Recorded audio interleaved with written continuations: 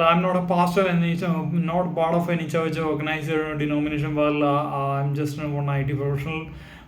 This is in scripture. You can see you how to share the message which you found in the Bible to everybody because it's beneficial to them. So as a part of that, I'm doing this. Thanks for your support. Please kindly subscribe and share to you with your friends who's interested to learn and discuss about the Bible topics. Okay, so welcome once again. So today we are going to discuss about one question and find the answer. The question is, does the science conflicts with the Bible? Well, let me repeat the question. Does science conflicts with the Bible? We all know that Bible is not a science book, textbook, or it's not talking about scientific matters only. As we already discussed in the previous video, it's a message of God to mankind about the past and about the present, about the future, what's going to happen, how to live happily, and how to find the purpose of your life. So to answer, so now we're going to see a few of the points which through which we are going to prove that Bible is not conflict with the science. Science agree with the Bible. Let's see a few of the points. First point, the universe had a beginning. So Genesis chapter 1 and 1, you can read, in the beginning God created the heavens and the earth. So God created. The science also, as you are aware, science also prove that yes, the universe has a beginning. Right, but that was not the belief. The Babylonians believed that God gave the birth to the universe came from two oceans, and some other legends believed in the previous video, universe came from the giant egg. Although the belief was existing that time, but Bible clearly said, universe had a beginning. God created heaven and earth. Let's see the second point. The universe is governed by day-to-day, by natural laws, not by the wishes of any gods. So, to understand this, everybody knows the natural laws like gravity, how it works, the Earth rotations, and how the galaxies form, how is the boundary set, how is there is a rule. There's the physics. Might be heard about the physics and basic form rules and regulations of which universe following. But at that time, now also many religious people believe that everything is happening in the wishes of God. Okay, sun rises in the east, or okay, that's all. Today is he wish in that way. God, everything is God's desire. Every day is happening like that. No, let's read the Bible. Job chapter 38 verses 33. Do you know it reads like this? Do you know the laws governing the heavens? Or can you impose their authority on the earth? So it means, see the word, you can see the laws governing the heavens. So there is a law, and the universe is running based on the law designed by the Almighty. Let's see another proof from the Bible. Jeremiah chapter 33 verse 25. This is what Jehovah says: just as surely as I have established my covenant regarding the day and the night, the laws of heaven and earth. Everywhere the word, you can see the law. So there is a natural law designed by Almighty. The universe is running based on that. So this is also in line with the proved science. The third point we are going to see, already we discussed in the previous video, the earth is suspended in empty space.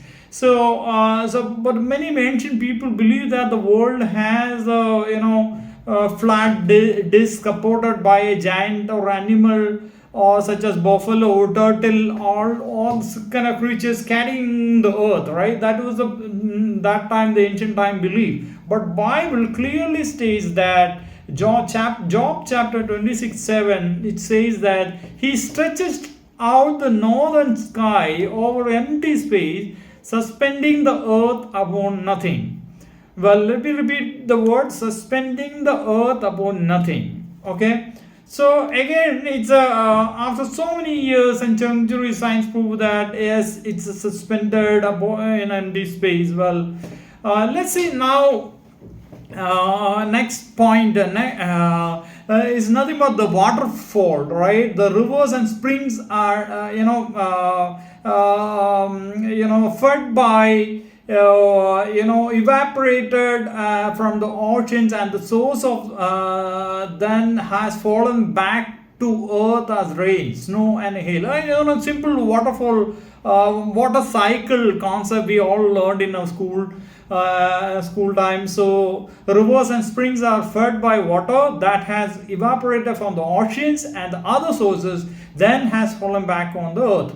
But the ancient Greeks thought that the rivers were fed by underground ocean water. So, that belief was existing till the 18th century. Let's see the Bible scriptures.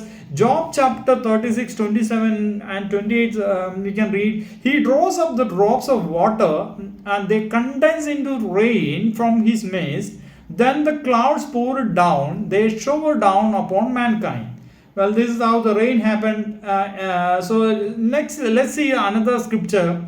Ecclesiastes chapter 1 verse 7. All the streams flow into the sea, yet the sea is not full.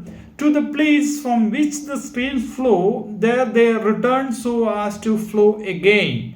So this is scripture you can see. And well, Isaiah chapter 55:10 reads, for just as the rain and the snow pour down from heaven and do not return there until they saturate the earth, making it produce and sprout, giving seed to the sower and bread to the eater. So how, let's see the Amos chapter 9 and verse 6. The one who builds his stairs in the heavens and establishes his structure over the earth, the one who summons the water of the seas, pour them out on the surface of the earth. Jehovah is his name. Well, all the scriptures are defining the water cycle. Well, science proved and discovered it after many centuries.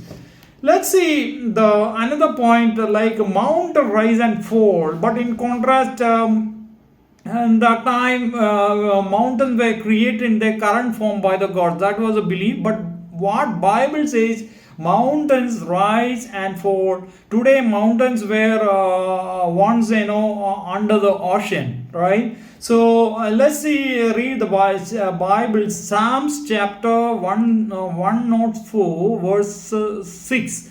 So you covered it with the deep waters as with the garment. The waters stood above the mountains. So later, whatever the mountain we have seen, sometime back, or it was under the sea. Well, so that's what the scripture also says. Right? It's interesting, isn't it?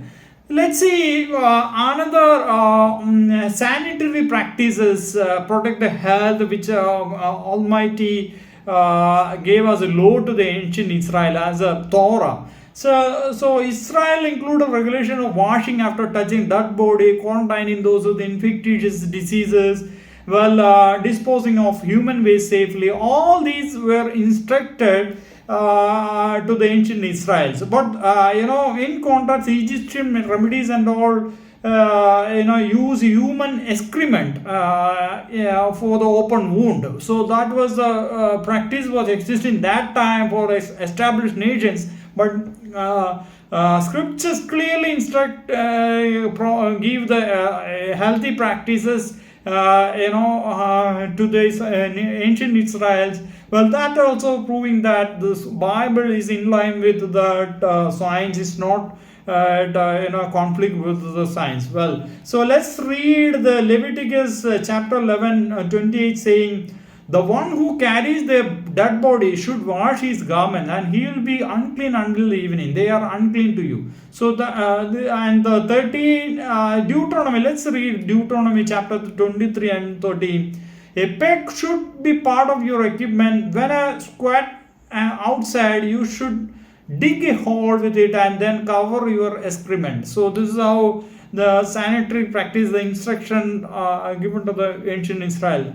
All these are interesting, isn't it? So to answer the question, is there any contradiction or conflict with the science? Well, no. Bible is in line with the proved science, but Bible is not a scientific textbook. But whatever the information you can see in the Bible is still relevant. It's going to be relevant forever.